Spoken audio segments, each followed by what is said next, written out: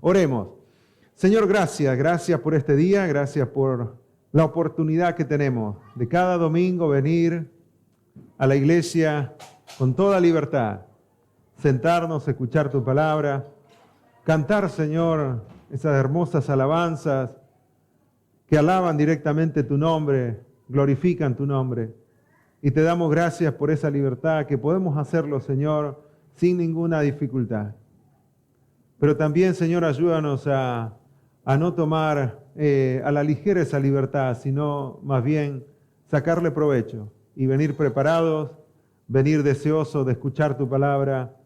No importa cuál sea la circunstancia, la situación, el contexto, lo que esté pasando en nosotros, alrededor de nosotros, que podamos venir con el deseo de escuchar tu palabra, porque sabemos que cada vez que abrimos, Señor, este libro, tú hablas y queremos escuchar tu voz en esta noche. Obra también en el corazón de nuestros hijos, de los niños que están escuchando tu palabra, que la semilla sea sembrada en sus corazones y ellos puedan crecer en tu palabra, crecer en el conocimiento de nuestro amado Jesucristo. Dejamos todo en tus manos, en el nombre de Jesús. Amén. Muy bien.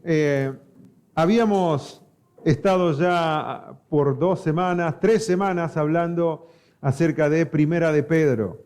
Primera de Pedro ha sido de mucha bendición desde que iniciamos. Tan solo saber el contexto, el trasfondo de lo que estaba pasando en aquella época ya nos anima, nos ayuda a entender de que no fue fácil para los primeros creyentes la vida cristiana.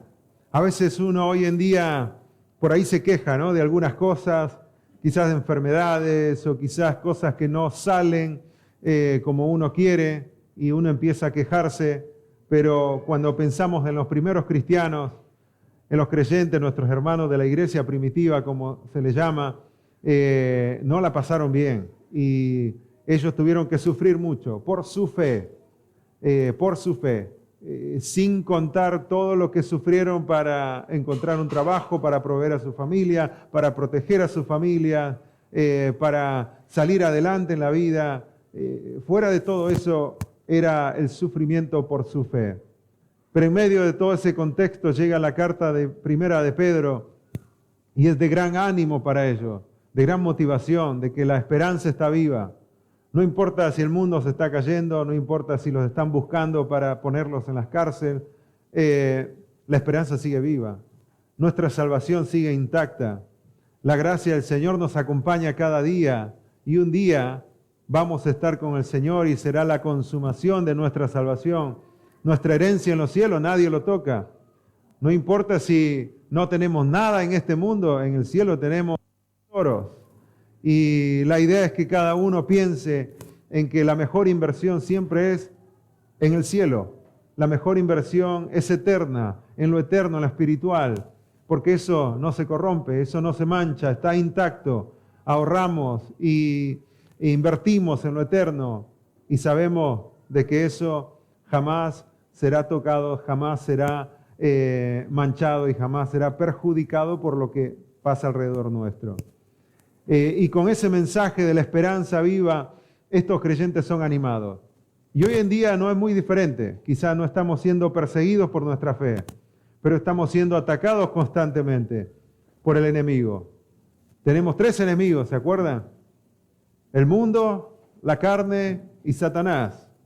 El sistema de este mundo que ya está diseñado no para llevarnos a Dios, sino al contrario, para sacarnos de la voluntad de Dios.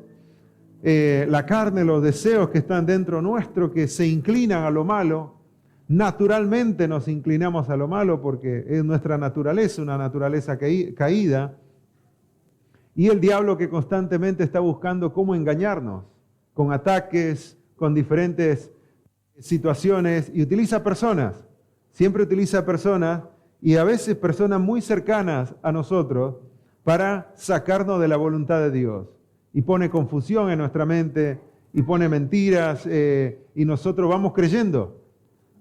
Así fue desde el primer matrimonio, desde la primera persona que estuvo en este mundo, Adán y Eva. Con Eva fue así, muy sutil, la engañó, la sacó de la voluntad de Dios, y empezó toda la desobediencia en el hombre. Nuestro contexto es muy parecido al contexto de aquellos primeros creyentes. Y en este contexto nuestro, de que constantemente estamos siendo atacados, constantemente estamos siendo desanimados, el Primera de Pedro nos dice, la esperanza está viva, tu salvación está intacta. Si hay algo que no puede ser tocado, es tu salvación. Si hay algo que nadie puede tocar, es la obra de Dios en tu vida. No importa lo que el enemigo haga, si tú deseas hacer la voluntad de Dios, Dios mantiene fiel su obra en tu vida. Muchas veces desobedecemos y el Señor tiene que encaminarnos otra vez. Pero ese volver a encaminarnos en la voluntad de Dios no es fácil. Ahí es donde se produce ese dolor que a veces sentimos, porque el Señor a veces tiene que disciplinarnos. Pero Primera de Pedro nos dice, ocúpate de tu salvación.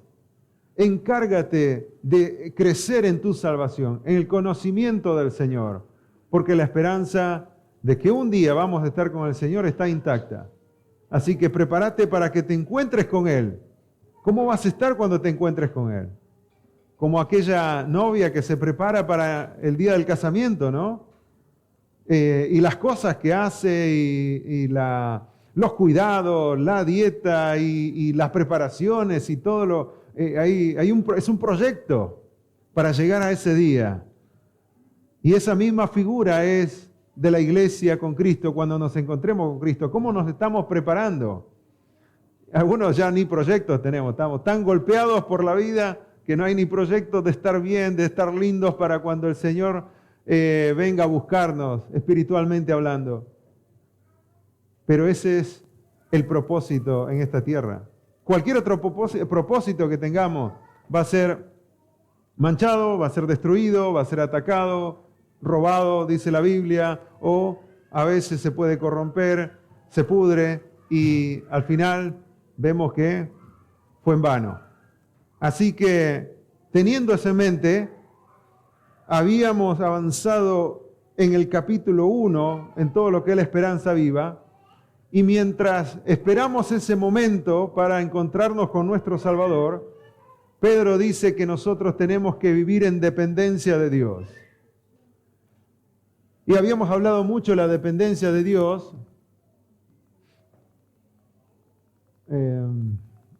Perdón, denme un segundo para encontrar la diapositiva correcta.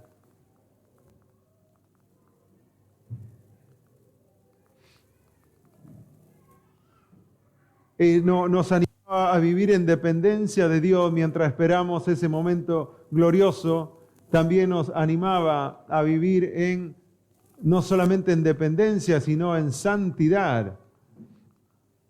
Viviendo en santidad, porque si somos hijos de obediencia tenemos que obedecer. Si Dios nos manda a ser santos, tenemos que ser santos, ¿no? Tendría que ser natural en nosotros la obediencia, y eso es lo que Pedro dice. A veces vemos que no es natural, porque sale el viejo hombre y quiere dominar y es desobediente por naturaleza, pero el nuevo hombre es obediente por naturaleza, es la nueva naturaleza. No solamente tenemos que buscar la santidad porque somos hijos de obediencia, sino también porque el que nos llamó es santo. Si el que nos llama es santo, entonces nosotros tenemos que buscar la santidad. Si el que me llame es santo, yo no voy a tratar de ensuciarme todo lo que puedo para encontrarme con aquel que es santo. No, porque el que me llamó es santo, entonces yo me preparo. Lo mismo que hacemos muchas veces cuando tenemos una entrevista de trabajo, ¿no? No nos vamos sucios a la entrevista de trabajo, porque sabemos la seriedad que hay. Por lo tanto, yo me preparo para esa seriedad, esa entrevista seria que voy a tener. Lo mismo tendría que ser en lo espiritual. El que me llama es santo, entonces yo me preparo y voy a ser lo más santo posible para que cuando me encuentre con Él, al menos pueda decir, busqué la santidad, fui apartado para eso. No solamente eso, sino también, no solamente el llamado es santo, sino que el juicio es santo. Y si es santo, es justo, no hay acepción de personas, no hay favoritismo. No importa si fue pastor, si fue anciano, diácono, ujier en la iglesia o servidor, es lo mismo. si no buscó la santidad, el Señor va a decir, lo siento. Eras pastor, eras anciano de una iglesia, tenías todo el conocimiento, todos los recursos, pero no quisiste obedecer. Y lo mismo será el juicio para vos que para otra persona que no tuvo tu título. Su sacrificio es santo, y esta es la parte donde nosotros nos quedamos. Y fíjense el capítulo 1 de Primera de Pedro, versículo 18. Primera de Pedro 1, 18.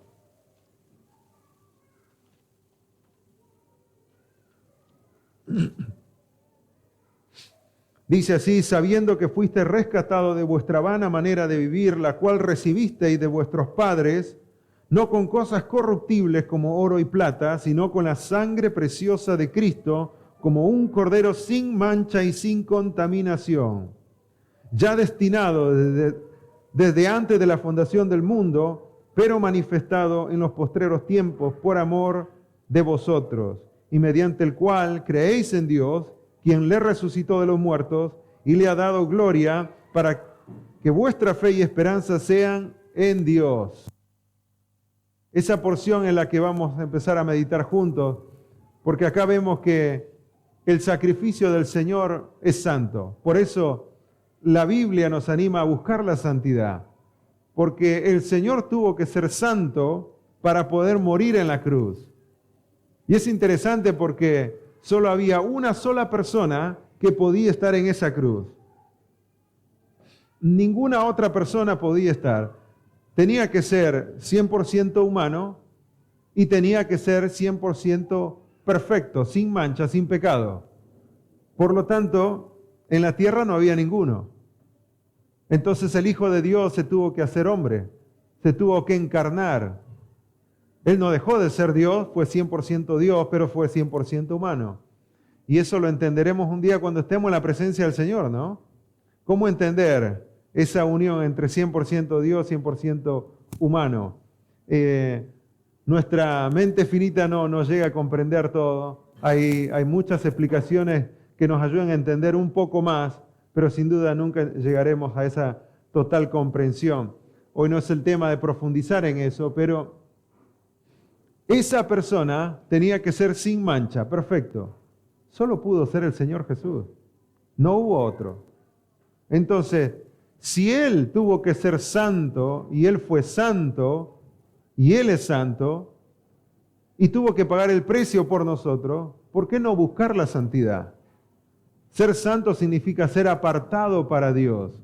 No estamos hablando de tener un resplandor, ¿no? de que soy santo. Significa ser apartado. Yo me aparto para un propósito, para vivir para Dios, para agradar a Dios.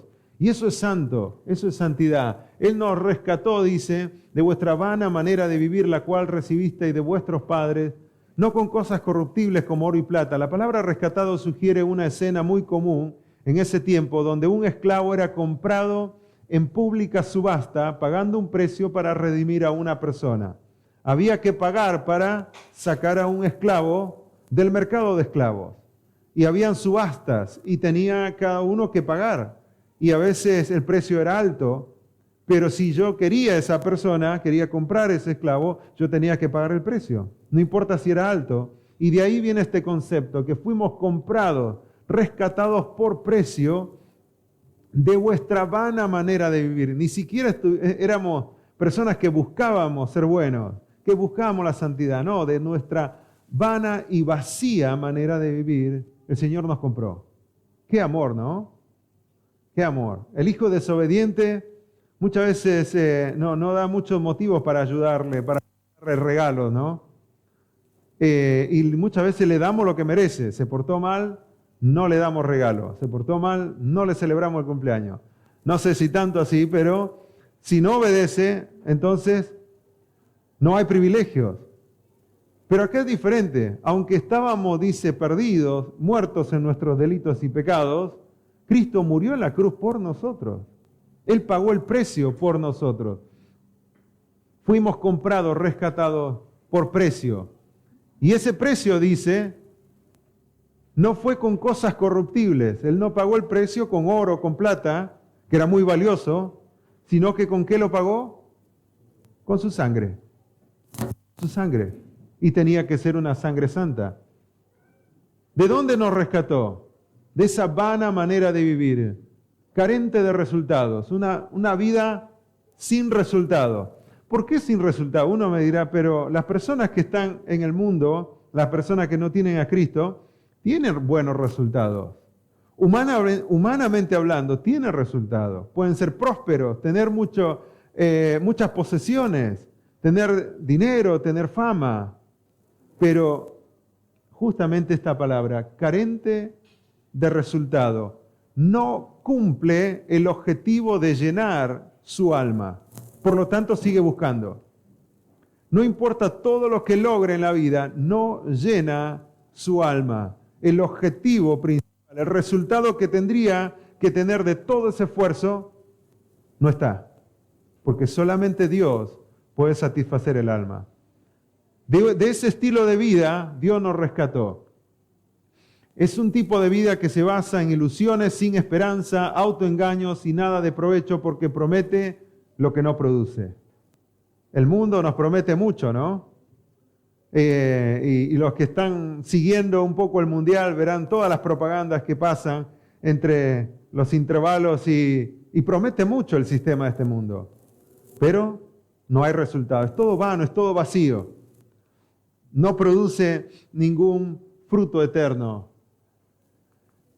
Acá se descompaginó un poco la diapositiva. Fíjense el versículo 19. Sino con la sangre preciosa de Cristo, como de un cordero sin mancha y sin contaminación. Ese fue el pago de nuestro rescate.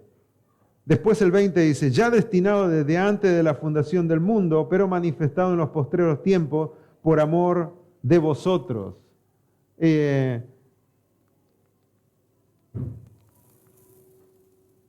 Y aquí tenemos de que en el versículo 21, no solamente nos rescató pagando un precio muy alto, sino que nos rescató para darnos un propósito. Fíjense el versículo 21. Y mediante el cual, ese sacrificio, mediante el Señor Jesucristo, creéis en Dios, quien le resucitó de los muertos y le ha dado gloria para que vuestra fe y esperanza sean en Dios. La pregunta es, ¿dónde está puesta tu fe? ¿Dónde están puestas tus esperanzas? Y ahí eso es lo que nos quiere explicar Pedro. Pedro dice, Dios te rescató de esa vana manera de vivir que no te daba ningún resultado y no llenaba tu alma. Pero te rescató de allí para darte un propósito, para que ahora tu fe y tu esperanza ya no esté puesta más en lo material. Tu fe y tu esperanza ya no esté puesta más quizás en las personas, porque te pueden defraudar. Y siempre lo hicieron y siempre lo van a hacer. Tu fe y esperanza tiene que estar puesta en Dios.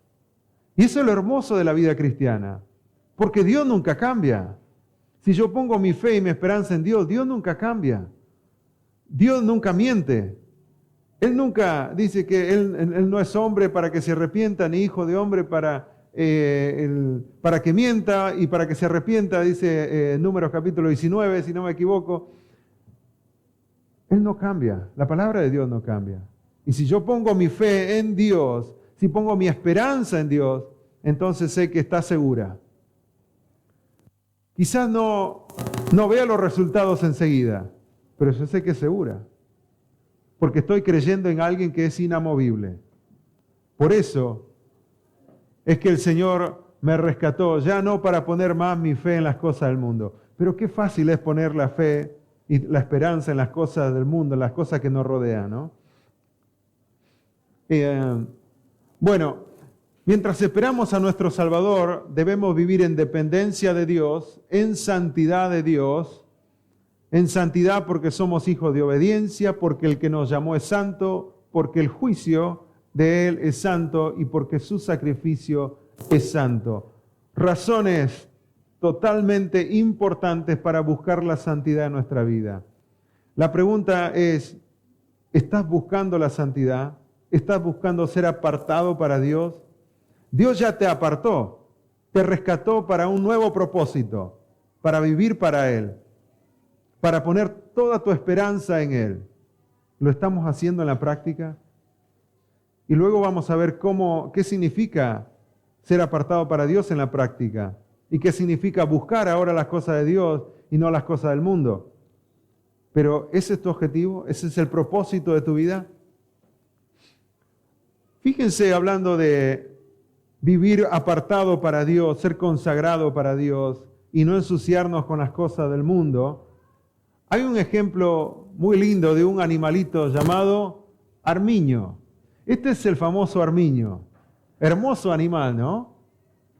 Él es tan hermoso y tan blanco, su pelaje es tan blanco que no se quiere ensuciar.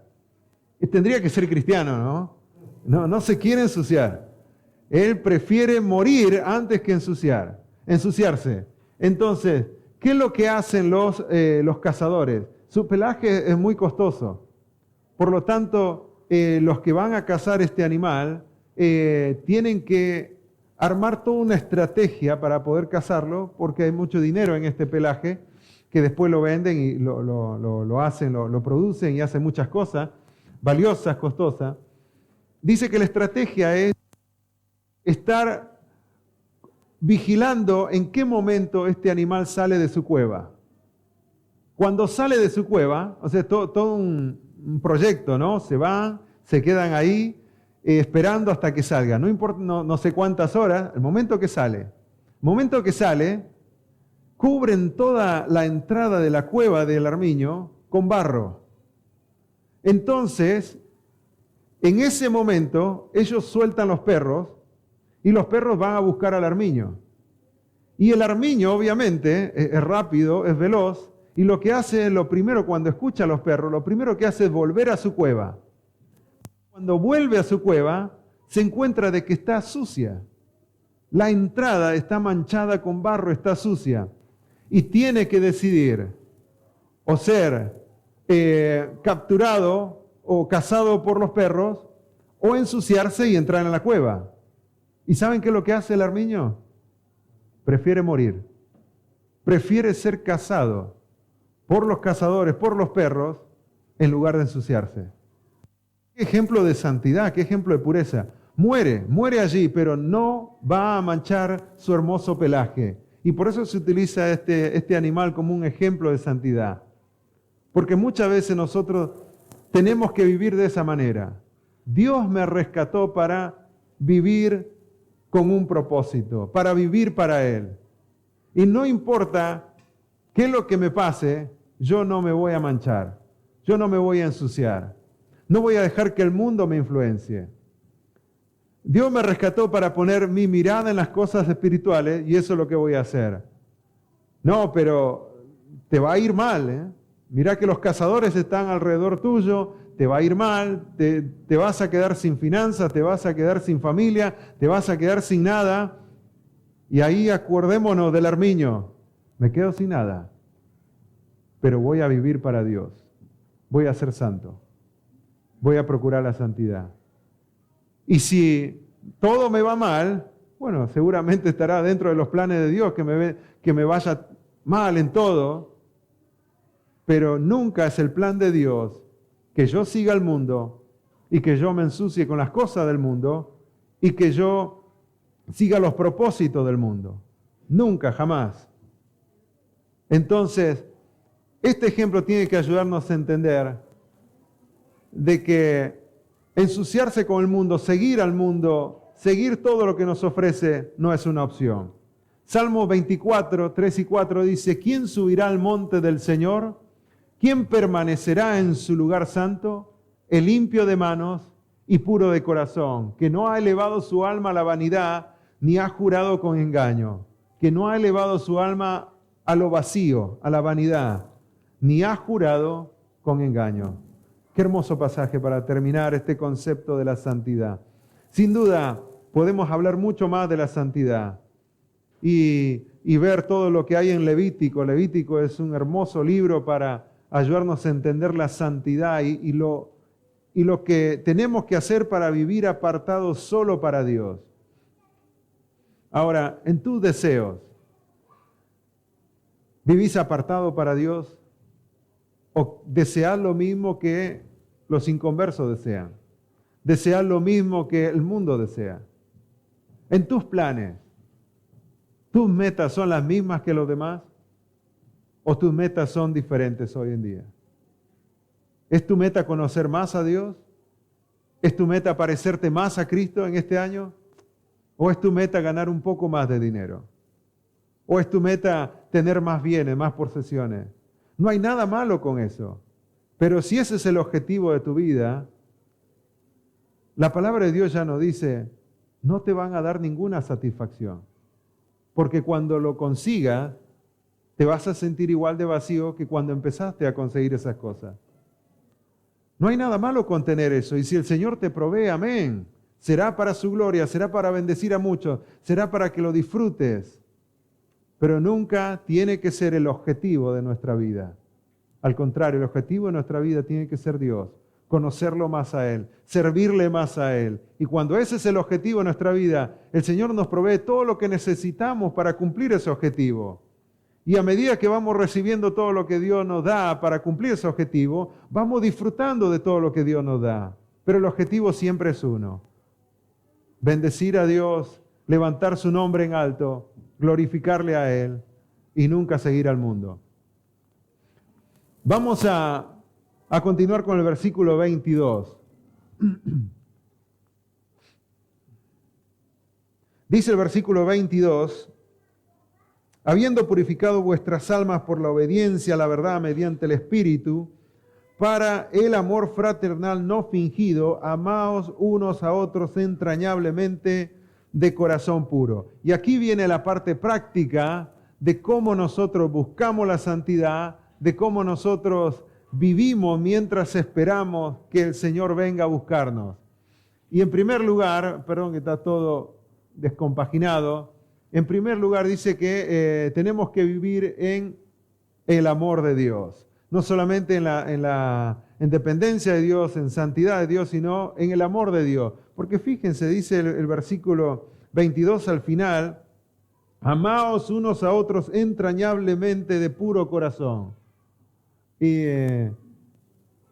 habiendo purificado es la acción continua de hacer limpio algo, siendo en este caso vuestras almas, con cualquier cosa lo que debe mantenerse puro.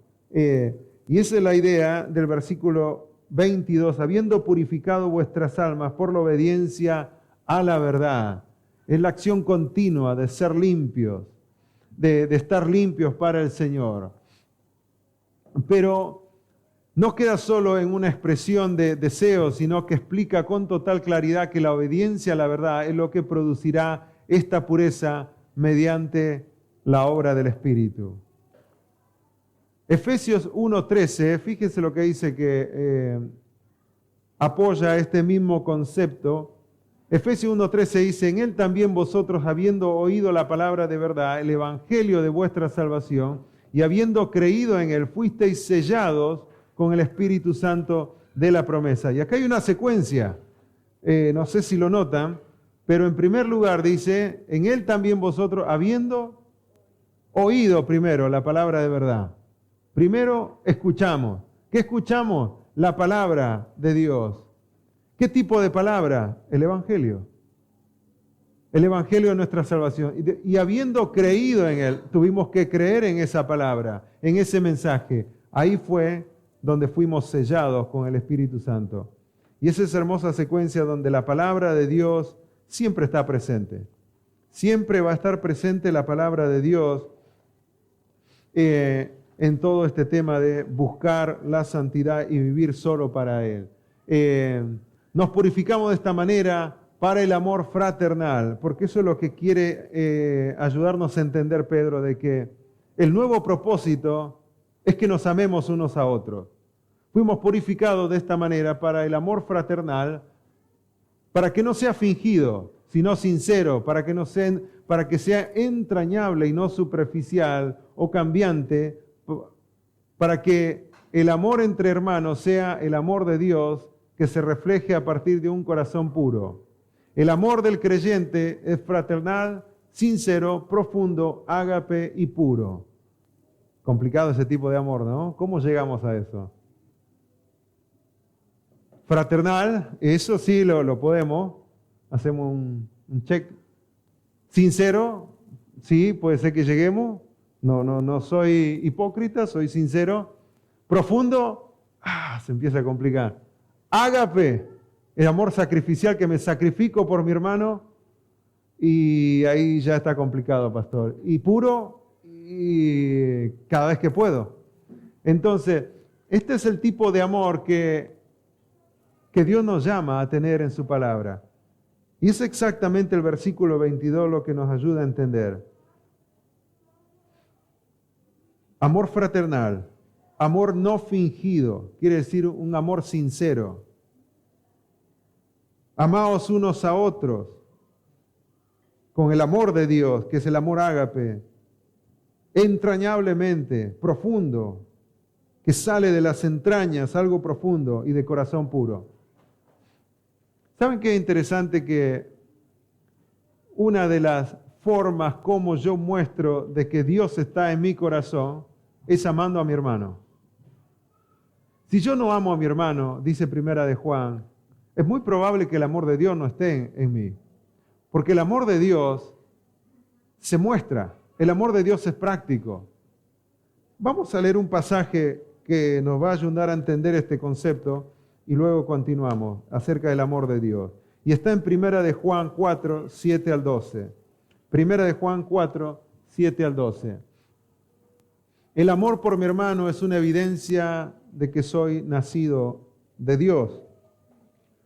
Hay un par de páginas hacia adelante, encontramos Primera de Juan, el capítulo 4, versículo 7 dice: Amados, amémonos unos a otros. Les está hablando a la iglesia, a los creyentes. Amémonos unos a otros,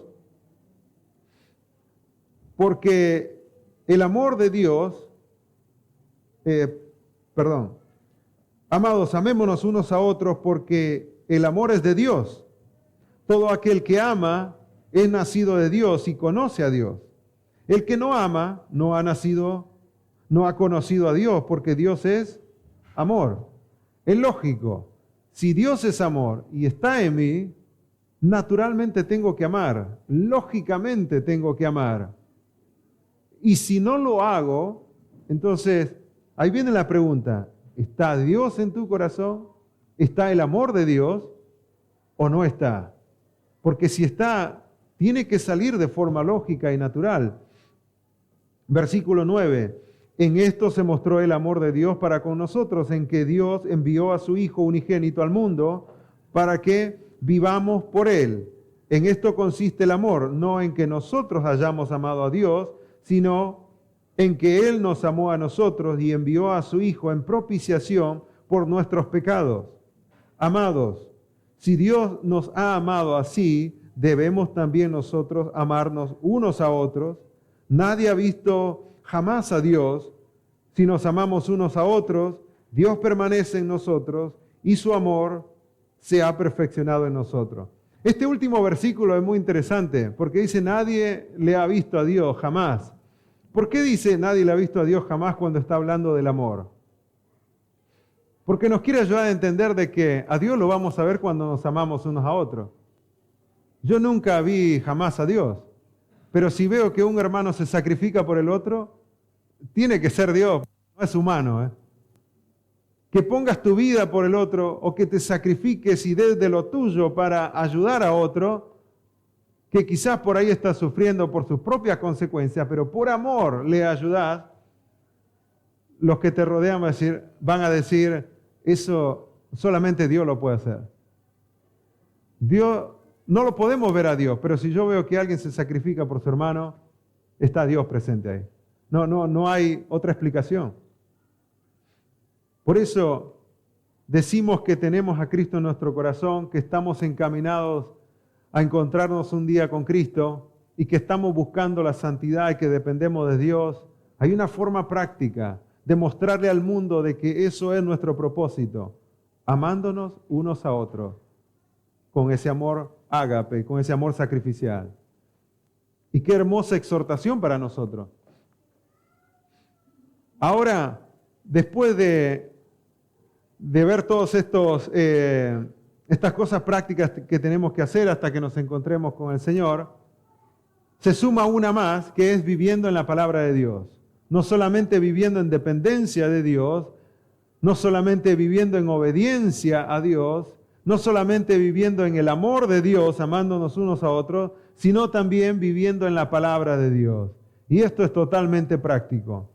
Yo les puedo hacer todo un estudio de la importancia de la palabra de Dios, pero si no lo practicamos, no lo vamos a experimentar. Jamás sabremos la importancia de la palabra de Dios si no lo hacemos, porque es todo práctico. Yo te puedo contar lo bueno que es un libro y te puedo decir, es buenísimo este libro. No sabes la bendición que fue para mí, no sabes el ánimo que fue para mí. Este libro lo usé muchísimo, fue un manual para mí y me ayudó tanto, me ayudó, no sé, a salir adelante con mi matrimonio, con mi familia, y te puedo decir tantas cosas. Y vas a conocer lo bueno que es ese libro. Pero si no lo lees, no vas a experimentar lo bueno que es ese libro para tu vida, para tu matrimonio, para tu familia. La palabra de Dios es la que me hace vivir en un cambio constante de conducta. Fíjense el versículo, volviendo a Primera de Pedro. Primera de Pedro, sígame en esta hilación del pensamiento del apóstol Pedro, no se distraigan. Dice así el versículo 23, siendo renacidos no de simiente corruptible, sino de incorruptible, por la palabra de Dios que vive y permanece para siempre. Fuimos nacidos, dice, no por una semilla, una simiente, que quiere decir una semilla corruptible. No. ¿Cuál es la semilla? La palabra de Dios. ¿Se acuerdan la parábola del sembrador? Bueno, hace referencia a la palabra de Dios. La palabra de Dios es la semilla. La semilla que fue plantada en nuestros corazones, si es la palabra de Dios, entonces es una semilla incorruptible. Porque la palabra de Dios es santa, así como Dios es santo. Entonces estamos hablando de que la semilla no se contamina, es incorruptible. Por lo tanto, tenemos que entender que esa semilla permanece para siempre, no cambia. Así como llegó incorruptible, así también es incorruptible. Fíjense el siguiente versículo, el 24, porque toda carne es como hierba, y toda la gloria del hombre como flor de la hierba se seca y la flor se cae. Mas la palabra del Señor permanece para siempre. Y esta es la palabra que por el Evangelio os ha sido anunciada. Y vuelve otra vez al Evangelio, a ese hermoso Evangelio. Qué lindo, ¿no? Ya se perdieron un poco en todo el concepto, más o menos. ¿Vieron cómo vuelve todo al Evangelio? Por eso, si no naciste de nuevo, nada de lo que estamos hablando tiene sentido. Si el Evangelio un día llegó a tu vida, lo creíste por la fe y el Espíritu Santo vino a vivir a tu vida, todo esto tiene sentido. Pero si no, es tan solo un discurso más.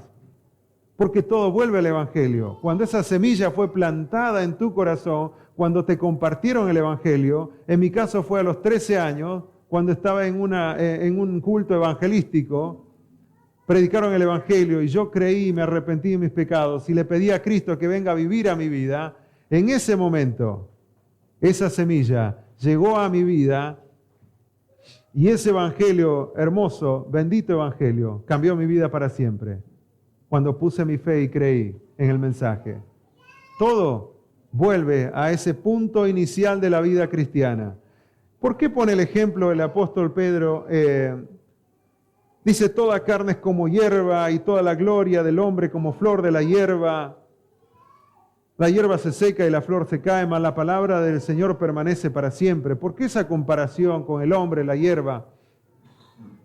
Porque dice que la hierba florece. La gloria del hombre, dice, es como la flor de la hierba. Hay una gloria, hay una flor. ¿La flor es hermosa o no? Sí que es hermosa. Así es la gloria del hombre, dice. También lo ves como algo muy atractivo. Todo lo que logra, todo lo que te dice, todo lo que te transmite es atractivo. La flor, ¿quién no quiere una flor?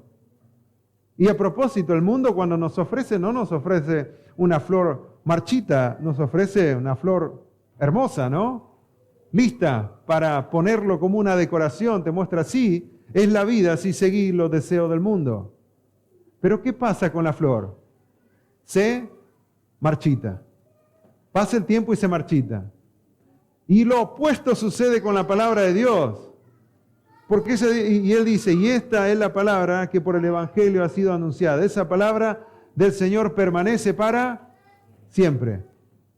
Nunca pierde el brillo, nunca pierde su esencia, nunca pierde la bendición que trae, nunca pierde el propósito. Siempre traerá beneficios y bendición a nuestra vida. Siempre, nunca cambia. Si Dios prometió algo a los primeros creyentes y lo vivieron, esa promesa es para nosotros hoy y sigue intacta, porque la palabra de Dios no cambia. Dice, cielo y tierra pasarán, mas mi palabra no pasará. Qué hermoso, ¿no? Por eso la importancia de ir a la palabra de Dios. Por eso la importancia de pasar tiempo con la palabra de Dios. Y no importa cuánto yo les hable de la palabra de Dios, todo lo hermoso sucede cuando vos tenés contacto con esa palabra. Cuando vos la leés, la escuchás, la discernís, la meditás. Ahí es donde cobra sentido todo. La palabra de Dios es viva y por lo tanto actual en todas las épocas y culturas y es eficaz en mis necesidades. No solamente es necesaria para mi necesidad, es eficaz, funciona. Es actual en todas las épocas. Fue actual en la época donde Nerón incendió Roma en los primeros años y es tanto actual para hoy en día, nuestra época. Es viva. Y si es viva, donde la lleves, es viva. Y va a actuar como una palabra viva. La palabra de Dios permanece para siempre y por lo tanto puedo confiar en algo que es inconmovible, algo que no cambia. Qué hermoso. Fíjense lo que dice Hebreos 4:12, porque la palabra de Dios es viva y eficaz y más cortante que toda espada de dos filos y penetra hasta partir el alma y el espíritu, las coyunturas y los tuétanos y discierne los pensamientos y las intenciones del corazón. Profundo esto, ¿no? Discierne, ¿qué dice? Las intenciones del corazón. Eso ya es algo que sale de nuestro entendimiento, ¿no? ¿Cómo que discierne lo que mi corazón está deseando aún antes de que pase a mi mente y que mi mente lo transmita a mi lengua y que mi lengua exprese? Es algo que es muy profundo, pero hasta ahí llega la palabra de Dios. Hasta esa intención. ¿Por qué estás haciendo lo que estás haciendo? ¿Por qué estás buscando lo que estás buscando? La palabra de Dios hasta ese momento llega y te convence y te ayuda a entender que quizás no es el camino correcto y empieza a reorientar tu corazón. Aún ahí, antes de que aún formules todo un concepto, un pensamiento, ahí llega.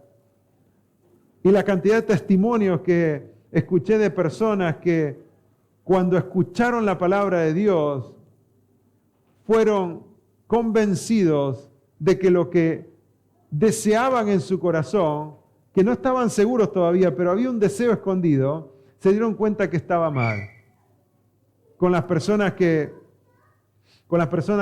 son del grupo de los homosexuales, lesbianas, personas que se encaminaron hacia una vida siguiendo un deseo, porque eso es lo que sucede. Siguen ese deseo desenfrenado, siguen ese pecado, como aquel que sigue los vicios también. Antes, cuando todavía estaba ese deseo confuso, llegó la palabra de Dios, ahí a las intenciones del corazón, y Dios les ayudó a reorientarse. Pero hay otros que no, que quizás les llegó tarde o quizás por ahí no quisieron escuchar. Ese es el poder de la palabra de Dios.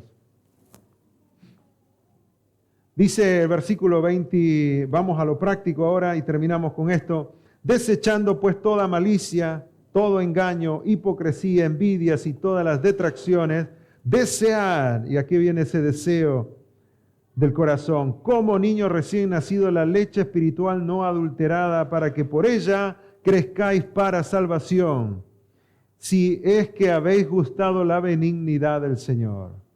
Y aquí viene, bueno, ahora hay que hacer algo, ¿no? No solamente hay que estar esperando y deseando continuar la voluntad de Dios, pero hay que ponerlo en la práctica. ¿Cómo es? Primero, desechando. Deriva de dos palabras en el griego que significa fuera, fuera una y la otra poner. De ahí que quiere decir poner afuera de uno. Yo desecho, lo saco de mí, lo saco de mi vida, lo saco de mis deseos. Esto no va con la voluntad de Dios, lo saco y lo pongo afuera de mí. Lo bloqueo, como hacemos a veces con WhatsApp, ¿no? Hay que bloquear, a veces hay que bloquear más en WhatsApp, pero lo bloqueo, lo saco, ya no lo, si es malo. No, pero quizá en algún momento llega a ser bueno, lo malo siempre es malo. No importa, pasa el tiempo, lo malo es malo, lo bueno siempre es bueno. Entonces, si es malo, lo bloqueo, lo saco.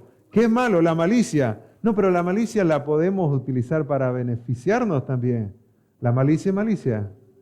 ¿Se dan cuenta que la misma palabra ya nos dice malicia, es malo? ¿Por qué digo esto? Porque muchas veces la gente utiliza la malicia para lograr un objetivo que les trae beneficios a final de cuenta, ¿no? Supuestamente un beneficio. Pero lo que es malo nunca trae beneficios.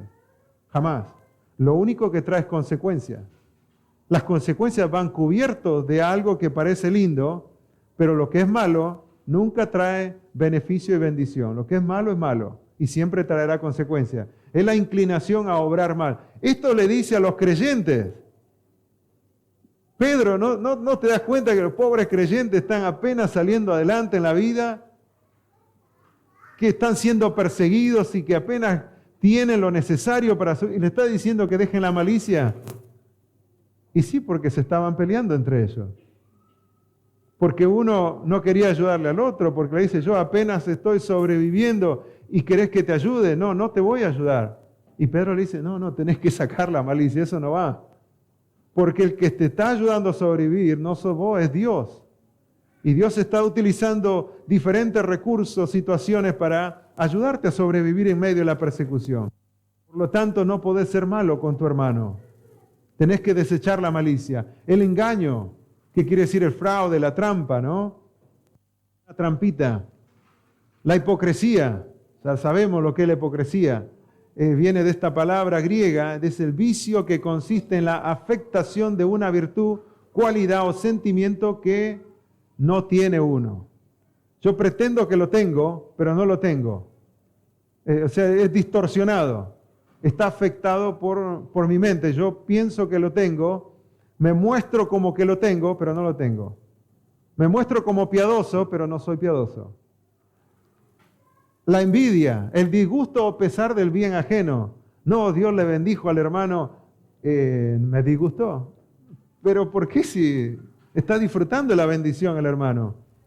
Y no, porque se pone triste, en lugar de que se ponga contento porque Dios bendijo al hermano, quizás por ahí, no sé, tiene una cocina nueva, una heladera nueva, por poner un ejemplo, ¿no? O ahora sus hijos están bien encaminados en el Señor. Pero los míos todavía no están bien. Entonces me pongo triste de que a ella le va bien, a él le va bien y a mí no me va bien. La envidia. La envidia funciona en todas las esferas de la vida, no solamente en la parte material, económica, en todo. A un hermano le va bien. Y esto llegaba directo al corazón de aquellos creyentes, porque algunos empezaban a prosperar. En medio de toda la persecución, algunos empezaban a salir adelante y los otros no estaban contentos. Pero ¿por qué no estar contentos si le va bien al hermano? Y ahí, por eso que Pedro le dice, tienes que sacar la envidia, sácalo, porque no va a traer nada bueno, desechalo. Las detracciones, qué palabra difícil, pero se deriva de dos palabras en el griego, kata, que significa contra, y laleo, que es hablar. Se traduce como infamación, deshonrar, denigrar, criticar injustamente, difamar, desacreditar. Acuérdense estas dos últimas palabras, acreditar y difamar. Detracciones, desacreditar, difamar. ¿Por qué mantener eso en mi corazón cuando ya Cristo está en mí? Cuando la verdad está en mí, cuando Dios está en mí. ¿Por qué tenerlo? Entonces, ¿qué es lo que tenemos que desear? Acá está la otra lista. Esto todo lo saco, ya no lo deseo más, lo saco. ¿Y qué tengo que desear ahora? Desear, dice, anhelar en gran manera. Yo deseo, ahora lo que yo deseo ya es totalmente diferente. Como niño recién nacido, a ese tipo de deseo estamos hablando. Como niño de recién nacido, con extrema importancia. ¿Cómo es un niño recién nacido cuando quiere leche? Le tenés que dar la leche. No hay forma. Apenas llora, ¿qué hacen los padres? Especialmente los padres primerizos. Escuchan al bebé llorar, empiezan a transpirar. Empieza la transpiración, se levantan de la cama, empiezan a correr, preparan la leche, le dan al bebé o la mamá está todavía un poco zombie porque no durmió, igual se levanta, le da el pecho al bebé, pero no podés con el deseo de ese bebé. Esa es la misma idea acá. O sea, así con ese mismo deseo, tenés que desear la leche espiritual no adulterada. ¿Qué tenés que desear? La leche espiritual, el alimento más completo para un bebé, la leche. Para el cristiano, el alimento más completo, ¿cuál es? YouTube, no. Las predicaciones del pastor tal. La leche más completa es esto, la palabra de Dios. No importa qué parte de esta palabra te guste leer, si la lees, va a llenar tu alma. Si la lees, va a traer bendición a tu vida, porque esto es la leche completa, el alimento completo que necesitamos. ¿Qué clase? Bueno, y acá viene, no tiene que ser adulterada, porque hoy en día, así como hay leche adulterada para los niños, también hay leche adulterada espiritualmente. No tiene que estar adulterada, dice, ni por impureza, ni por disolución. Le puso mucha agua a la leche y le puede hacer mal, ¿no? Al bebé. El exceso de agua, cuando preparas la leche en polvo, le puede hacer mal. O si hay una impureza, o si se contaminó un poquito, también le puede hacer mal. Por eso, hoy en día, hay tanta leche espiritual dando vuelta, y con las redes sociales, esto abunda. Encontrás todo tipo de leche espiritual, con todo tipo de marcas, con todo tipo de títulos. Pero cuidado, porque quizás está adulterada. Porque quizás está contaminada. No importa si tiene un 0,1%, ya está contaminada. No es pura. La que nosotros necesitamos tiene que ser pura. Por eso hay que ir a la fuente. Hay que ir a la fuente. ¿Para qué? Para que por ella crezcáis. Pues el factor de crecimiento es el factor de crecimiento espiritual. Para que por esta palabra crezcamos. ¿Por qué me gustaría? ¿Por qué tendría que desear?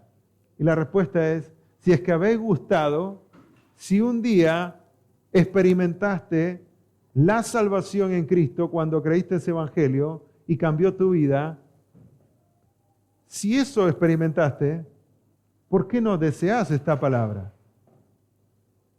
Y así siempre digo, si esta palabra te dio la salvación, ¿no crees que esta misma palabra también te va a ayudar en tus necesidades? No, pero quizás es solamente para la salvación. No, es para toda la vida del creyente, para toda situación. Es más, la palabra de Dios tiene la respuesta para todos los problemas que hay en el mundo. Empezando con el problema del pecado. Y ahí ya solucionamos la mayoría de los problemas. No se olviden, esta palabra tiene la respuesta para todos los problemas que nos ocurren ahora y que nos van a ocurrir en el futuro. Por eso tenemos que desearla. Y esto de gustar por experiencia, es un gusto por experiencia la benignidad del Señor, la bondad del Señor, que es lo placentero, lo bondadoso que fue en ese momento cuando la palabra de Dios llegó a mi vida. Iglesia, para terminar, necesitamos la palabra de Dios. Sé que algunos estamos, y me incluyo porque a todos nos cuesta, en algún momento, algunos más, a otros menos, Hay algunos que estamos luchando con abrir la Biblia. Y solo la abrimos cuando venimos el domingo y no la abrimos más hasta el próximo domingo. Necesitamos abrir esta palabra. Necesitamos de este alimento. No podemos sobrevivir. El diablo es muy astuto. El diablo va a contaminar esta palabra y te la va a traer al gusto que vos quieras. Más dulce, más salada, el gusto que vos quieras. Te lo trae y te lo presenta. Y si no conocemos esta palabra, vamos a ser totalmente sacados de la voluntad de Dios y después vamos a pagar las consecuencias. Y una de las cosas más tristes que hay, una de las cosas más tristes que hay en la vida cristiana es vivir toda la vida cristiana pagando consecuencias por nuestros errores. Una cosa es vivir sufriendo por las persecuciones de mi fe y otra cosa es vivir sufriendo las consecuencias de mis malas decisiones. No es para nada agradable, por eso necesitamos, no importa si es en la mañana, al mediodía, en la siesta, en la noche, tenemos que agarrar la palabra de Dios. A todos nos cuesta, y le digo, me involucro yo porque no es natural, a todos nos cuesta, pero tenemos un devocional que lo hemos dado y que lo fueron pagando de a poco para que sea una guía y vayamos leyendo la palabra de Dios. Tenemos la Biblia, algunos dicen, no, yo no quiero un devocional, quiero leer la Biblia libro por libro. Empieza con el libro, el capítulo 1 de Génesis y ahí se quedó y el próximo año empieza el capítulo 2. Si te gusta leer capítulo por capítulo, hacelo, pero tenés que hacerlo. Que el enemigo no lo utilice como excusa para que no lea más la Biblia. Si te gusta, no sé, los salmos, empezá con los salmos. Te gustan los proverbios, lee los proverbios todos los días, los 365 días del año, pero léelo.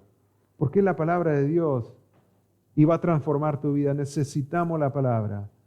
Pero me duermo, pastor, usted me está animando, se pasó la hora, me está exhortando, animando a leer la Biblia, pero me duermo, no puedo con mi cuerpo. Me caigo de la silla. Bueno, prepárate un café, inyectate un poco de café, algo que te despierte, porque lo que vas a hacer es importante y de eso depende el futuro de tus decisiones, el futuro de tu vida. Hacé algo, pero hacelo. No importa un versículo, lo meditas y lo memorizás, lo repetís, es la palabra de Dios. Amén. Con amor se lo digo porque esto ha transformado mi vida. Si yo no pasara tiempo con la palabra del Señor, y como le digo, a mí también me cuesta. Me levanto en la mañana y no es que me levanto gozoso a abrir mi Biblia, pero cuando lo hago, empieza ese deseo. El Espíritu Santo empieza a querer más y más y yo empiezo a querer más y a veces me falta el tiempo para indagar más, para meditar más en la palabra del Señor. Pero sucede cuando empezás a hacerlo. De que nos cuesta todo. Pero la disciplina está en empezar a meditar en la palabra de Dios. No importa con un libro, si te gusta leer un libro, que sea un libro cristiano, de vida cristiana, que te ayude, porque eso te va a motivar también a leer más la palabra del Señor. No importa, pero empezá. Y cuando empezás, vas a sentir que tu espíritu adentro dice, quiero más, quiero más. ¿A dónde iremos, Señor? Dijo el apóstol Pedro, y él sabía muy bien de la palabra del Señor. ¿A dónde iremos si solamente tú tienes palabras de vida eterna? ¿A dónde vamos a ir? Solo a la palabra de Cristo. Vamos a ponernos de pie y terminamos.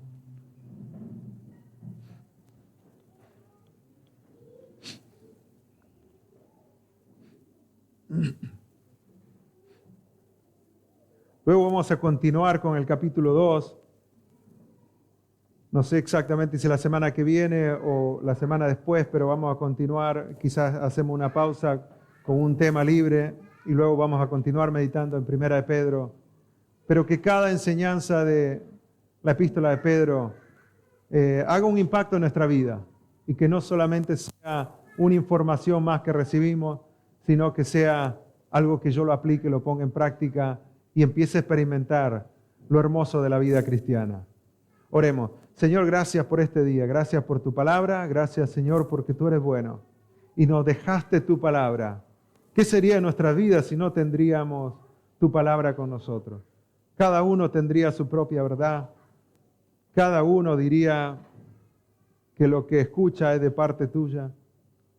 Pero hoy en día, gracias a ti, tenemos esta bendita palabra que nos guía, nos encamina, nos nutre, nos alimenta y nos proyecta a cumplir todos los hermosos propósitos que tú tienes para nosotros.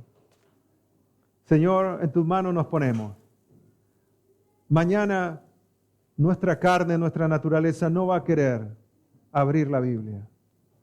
Pero Señor, que tu Santo Espíritu mueva nuestra conciencia, mueva nuestra mente, nuestro cuerpo, nuestra voluntad, todo completo para que suceda algo y podamos abrir tu palabra.